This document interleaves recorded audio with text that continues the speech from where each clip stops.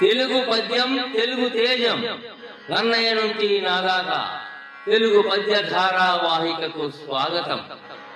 శకుంతల సత్యవాక్కు యొక్క గొప్పతనం వివరించుట. నృత జల పూరితమ్ములగు నూతులు నూరిటి కంటి తూమృతవ్రత ఒక బావి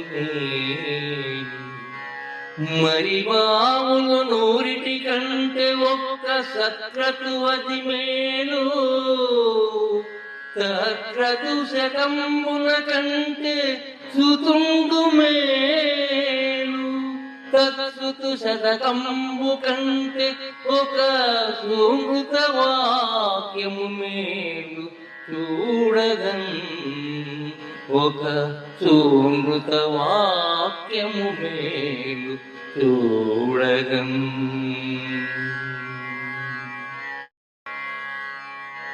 సత్యవ్రతము కలవో రాజా,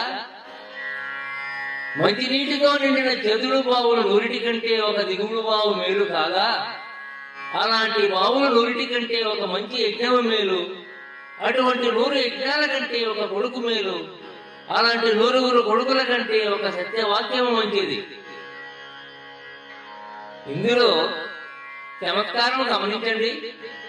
నిజము ఒప్పుకోమని చెబుతున్నది అన్ని మంచి పనుల కంటే